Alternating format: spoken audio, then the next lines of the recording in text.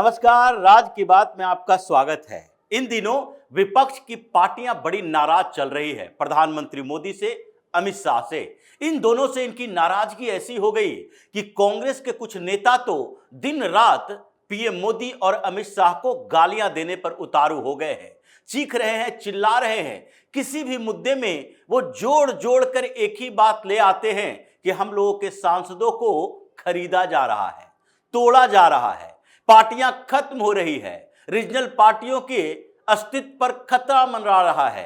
एक भी पार्टी ऐसी नहीं है जिसके अंदर दरार पैदा नहीं हो गई है, और सबसे बड़ा दरार तो कांग्रेस पार्टी के अंदर है। डर इन लोगों को इस बात का भी लग रहा है, लेकिन ये वो बात बता नहीं रहे। वो सिर्फ कह रहे हैं प्रधानमंत्री मोदी 2029 से पहले ही 2/3 बहुमत लाना चाहते हैं। क्यों लाना चाहते हैं ये नहीं बता रहे, लेकिन ये बता रहे हैं 2/3 बहुमत के लिए ये सारे तिकड़म किए जा रहे हैं। 2/3 बहुमत क्या सरकार चलाने के लिए जरूरत होती है? 2/3 बहुमत नहीं रहेगी तो सरकार नहीं बचेगी। उसके लिए तो 50% से ज्यादा मेजोरिटी की जरूरत होती है, 2/3 बहुमत की नहीं। फिर कांग्रेस जो कि मेजोरिटी वाली गवर्नमेंट को गिराने की पूरे तैयारी करने के लिए राहुल गांधी जैसे नेता बार बार आगे आकर चिल्ला रहे थे, देखो मोदी की सरकार गिरने वाली है। इन लोगों ने तो टीडीपी के नेता चंद्रबाबू नायडू से बातचीत तक कर ली थी। ये डेलीगेशन भी भेज दिए थे, 2-3 नेताओं को भेजा, जाकर बातचीत करो, आप इधर आ जाओ, डिप्टी प्राइम मिनिस्टर तक बना देंगे अगर हमारी सरकार बन गई तो। नीतीश कुमार को भी ऑफर किया था कि नहीं, इन दोनों पार्टियों को मिलाकर किसी तरह सरकार गिरा दे, लेकिन सरकार तो नहीं गिरी। लेकिन इस बीच 2/3 बहुमत का खेल चल रहा है, और उसमें ये सारी पार्टियां उस ट्रैप में फंसी हुई है और चीख चीख कर कह रही है 2/3 बहुमत ला रहे के कोशिश चल रही है एनडीए के अंदर। पीएम मोदी और अमित शाह इस मिशन में जुड़े हुए हैं। दूसरी तरफ मौलाना गैंग, ये जो अलग अलग इनके इकाइयां हैं, और एक इकाई ऐसी है जो कि सो कॉल्ड इंटेलेक्चुअल क्लास है, वो ये दिखाने की कोशिश करता है कि उसके नाम के साथ तो मुसलमान जुड़ा हुआ है, खान जुड़ा हुआ है, अख्तर जुड़ा हुआ है, लेकिन ये मुसलमान अपने आप को नहीं बताते। ये बताते हैं हम किसी धर्म विशेष या फिर हम किसी मजहब के साथ नहीं जुड़े हुए हैं। कुछ तो अपने आप को नास्तिक कहते हैं, वो भी परेशान है इस बात के लिए। जावेद अख्तर भी मैदान में उतरा हुआ है। ये प्रधानमंत्री मोदी की कौन सी नीति है जिसके कारण अब नागरिकता साबित करने की जरूरत पड़ रही है? नागरिकों को अब ये बताना पड़ेगा कि इस देश के नागरिक हो या नहीं हो। ये कौन सी अवधारणा है? ये ऐसे सवाल किए जा रहे हैं, लेकिन ये सवाल क्यों किए जा रहे हैं, इसके पीछे की वजह क्या है? क्योंकि प्रधानमंत्री मोदी और अमित शाह ये लगातार आजकल मीटिंग चल रही है। पीएम मोदी विदेश दौरे भी कर रहे हैं, लेकिन अमित शाह ये बैक टू बैक मीटिंग ले रहे हैं प्रधानमंत्री मोदी के कैबिनेट के लोगों से, अपने मंत्रालयों से, और उन लोगों के साथ जो कि इनके पहले वाले उस फैसले में शामिल थे। और उनमें से कुछ लोग ऐसे हैं जो अभी कुछ बड़े पोस्ट पर आ गए हैं। महेश दीक्षित, जिन्हें आईबी चीफ बनाया गया है, जम्मू कश्मीर में आर्टिकल 370 को खत्म करने के मुद्दे पर उन्होंने अमित शाह के साथ मिलकर बड़ी भूमिका निभाई थी। वो इंटेलिजेंस में पहले भी काम करते थे, लेकिन आज आईबी चीफ बनाए गए, डायरेक्टर बनाए गए, उनके साथ भी बैठक चल रही है। तो क्या है ऐसी स्थिति जो 370 के से ज्यादा भी खतरनाक फैसला प्रधानमंत्री मोदी लेने वाले हैं, क्योंकि 2/3 का कोरम तो पूरा हो गया। लोकसभा में 363 सांसदों की जरूरत है, लेकिन अभी 540 ही सांसद लोकसभा में है, तो 360 सांसदों की जरूरत है। वो कोरम भी लगभग पूरा हो गया है, डीएम के भी सपोर्ट में या फिर कुछ न्यूट्रल पार्टियां सपोर्ट में। अगर राज्यसभा में और लोकसभा की बात दोनों में करें तो लोकसभा में ज्यादा ऑब्स्टेकल था, लेकिन लोकसभा में ही उद्धव ठाकरे के 6 सांसद भी एनडीए के साथ। दूसरी तरफ ममता बनर्जी के 20 नहीं कहा जा सकता, ये 24 से ज्यादा सांसद एनडीए के साथ अभी संख्या बढ़ रही है।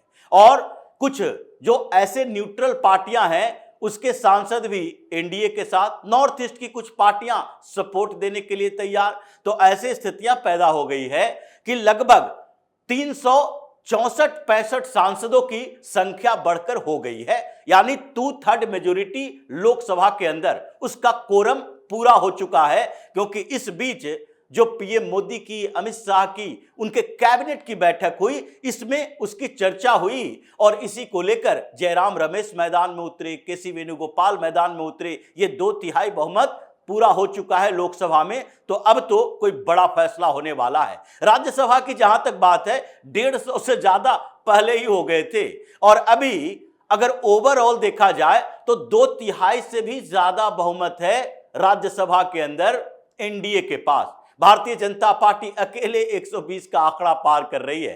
तो ऐसी स्थिति में अब कोई भी संविधान संशोधन विधेयक लाने के लिए इन लोगों के पास जाने की जरूरत नहीं है कि आप समर्थन दो। अपोजिशन पार्टियों में सबसे बड़ी पार्टी जो कांग्रेस है, उनके भी 1 दर्जन से ज्यादा सांसद ऐसे हैं जो इस बार राहुल गांधी के साथ लॉयल्टी नहीं निभाने वाले।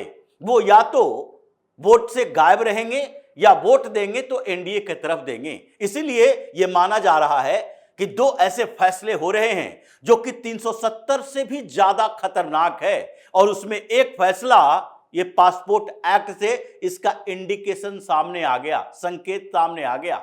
जो पासपोर्ट का विवाद चला है, जिसमें कि कपिल सिब्बल से जावेद अख्तर तब मैदान में उतर गए, जिसे राजनीति से लेना देना नहीं है, वो भी मैदान में उतर रहा है। किसकी सुरक्षा? कौम की सुरक्षा के लिए, क्योंकि इनके कौम पर सबसे ज्यादा खतरा होता है। तो इसलिए ये लोग भी मैदान में उतर गए कि नहीं नहीं, ये कैसा मामला है कि जिसके पास पासपोर्ट है उसे भी यहां के नागरिकता साबित करने की जरूरत पड़ेगी। ये कोई लीगल डॉक्यूमेंट नहीं है, ये ट्रेवल डॉक्यूमेंट है और इससे आपकी नागरिकता साबित नहीं होगी। और ये मामला आया तो इन लोगों की परेशानी बढ़ी। क्यों? क्योंकि इन लोगों को पता है कि इसका इंपैक्ट क्या पड़ने वाला है। अभी अलग अलग राज्यों में एसआईआर की प्रक्रिया हुई, एसआईआर की प्रक्रिया चल ही रही है, कुछ राज्यों में अभी बाकी है। लेकिन एसआईआर की प्रक्रिया को जो इन लोगों ने एनआरसी से जोड़ा था, वो अब एनआरसी की तरफ बढ़ रहा है और एनआरसी की तरफ बढ़ते हुए अभी जो जनगणना के दूसरे लेग की शुरुआत होने वाली है, दूसरे स्टेज की। यानी कि अभी जनगणना नहीं हुई, अभी जो शुरुआत हुई है वो मकानों की गणना है और मकानों की गणना में भी अधूरी जानकारी मिल ही जाती है कि कितने मकान हैं, उस मकान में कितने लोग रहते हैं। लेकिन अभी दूसरे चरण की जो इसके बाद की शुरुआत होगी वो फरवरी में होगी। लेकिन उससे पहले तक लगभग एसआईआर की प्रक्रिया पूरे देश में पूरा करना है और इसलिए एसआईआर की प्रक्रिया पूरे करने का मतलब है कि वोटर लिस्ट में कितने लोगों का नाम है वो सारा सामने आ जाएगा। यानी आप यहां जन्म लिए हो या नहीं, 1987 के बाद अगर आपका जन्म हुआ है तो आपके परिवार में किसी एक को भारत का नागरिक यानी वहां जन्म होना चाहिए। परिवार मतलब माता पिता में से किसी और। लेकिन आपका जन्म अगर 1991 के बाद हुआ है तो फिर दोनों चाहिए, माता भी और पिता भी। ये दोनों भारत के जन्मे हुए होने चाहिए, भारत के नागरिक होने चाहिए। ये सारी जो प्रक्रिया चल रही है उसमें एआई का इस्तेमाल किया जा रहा है। उससे इन लोगों को लगने लगा है कि अब मुश्किल है घुसपैठियों को रखना। यहां पर अब वो मुसलमानों की जनसंख्या जो तेजी से बढ़ रही थी वो तेजी से घटने भी वाली है और ये लोगों को डिपोर्ट करने की भी पूरी व्यवस्था कर ली गई है। क्योंकि अब जहां जहां सबसे ज्यादा ये लोग छिपकर रहता था उन जगहों पर भारतीय जनता पार्टी की सरकार और वहां पर घुसपैठियों के खिलाफ लगातार एक्शन चल रहे हैं। यानी कि इन लोगों की पहली परेशानी का कारण ये पासपोर्ट का विवाद हुआ, क्योंकि इसमें एक और नियम, एक और बिल आने वाले हैं संसद में, संविधान संशोधन विधेयक, जिसके लिए 2/3 मेजोरिटी की जरूरत पड़ेगी। लेकिन एक और फैसला है जिससे इनकी बौखलाहट सामने आ रही है।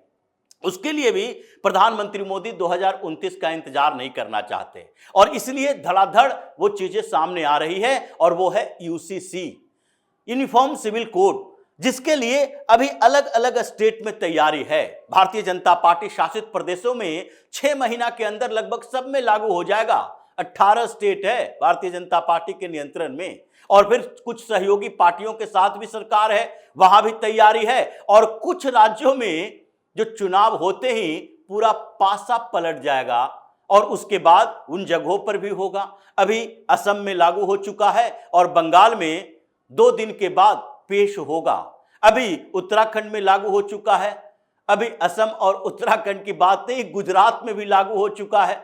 तो इन जगहों पर लागू हो चुका और इसके खिलाफ सुप्रीम कोर्ट में इन लोगों ने मामला दर्ज कर दिया। उसके बाद अभी पश्चिम बंगाल, जहां पर इसको लेकर चर्चा चल रही है कि सोमवार को बिल पेश किया जाएगा और पारित कर दिया जाएगा। जल्दी में ड्राफ्ट तैयार करने की जरूरत नहीं है। ये वही मॉडल है जो गुजरात में लागू किया गया है। इसलिए वहां से ड्राफ्ट एक जगह से लिया जाता है, जो कि उत्तराखंड से शुरुआत हुई थी, तो वहां से लिया गया है और उसी को थोड़ा बहुत चेंज करके अलग अलग राज्यों में लागू किया जा रहा है। महाराष्ट्र में लागू किया जाने वाला है। वहां भी ये विवाद हंगामा चल रहा है और कुछ मुस्लिम लीडर हैं, वो सड़कों पर आने की धमकियां भी दे रहे हैं। दूसरी जगह कुछ और राज्यों की बात, जहां पर भारतीय जनता पार्टी की सरकार है, हरियाणा में भी, मध्य प्रदेश में भी, राजस्थान में भी, बिहार में भी, उड़ीसा में भी, इन सारे जगहों पर अब दनादन फैसले होंगे यूसीसी को लेकर। उसे भी लाना है। जब इन राज्यों में तैयारी पूरी हो जाएगी,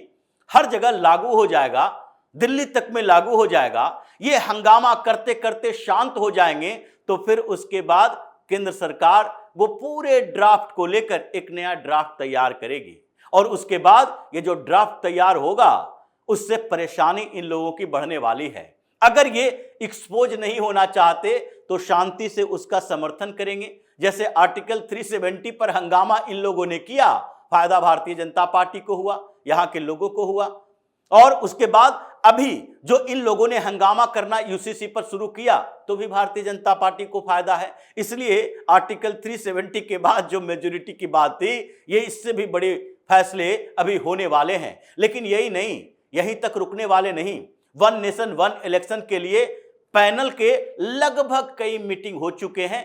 उसमें कई पूर्व सुप्रीम कोर्ट के जस्टिस और चीफ जस्टिस भी शामिल हैं।